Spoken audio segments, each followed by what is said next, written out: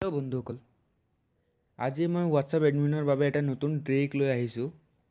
আপুনি যদি এটা গ্ৰুপৰ এডমিন হয় তেনেহ'লে এই ভিডিঅ'টো ভালকৈ চাওক। আপুনি যদি এডমিন হয় তেনেহ'লে আপুনি নিশ্চয় নিবিচাৰিব যে আপোনাৰ গ্ৰুপৰ নামটো আৰু প্ৰফাইলটো বেলেগ কোনোবাই চেঞ্জ কৰক। তেনেহ'লে আপুনি এইটো ভিডিঅ'টো ভালদৰে চাওক। তেতিয়া গম পাই যাব যে আপুনি আপোনাৰ গ্ৰুপৰ প্ৰফাইল আৰু নামটো বেলেগে কেনেকৈ চেঞ্জ কৰিব নোৱাৰে। বলক আপোনাক মোবাইলৰ স্ক্ৰীনলৈ লৈ যাওঁ।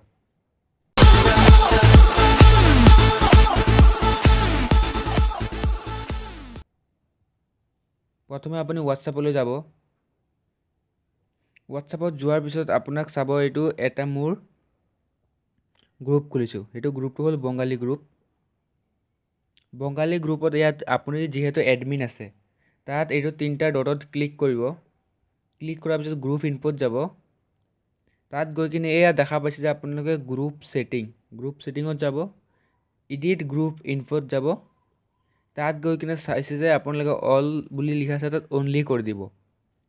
অনলি কৰি অ'কে কৰি দিব।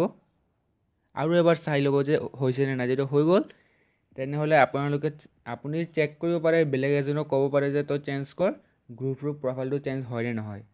আপুনি চাব যে আপোনাৰ বাহিৰে আৰু কোনো চেঞ্জ কৰিব নোৱাৰে।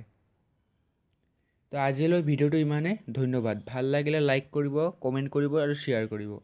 ছাবস্ক্ৰাইব কৰিব কিন্তু নাপাহৰিব। ছাবস্ক্ৰাইবটো বিশেষকৈ জৰুৰী।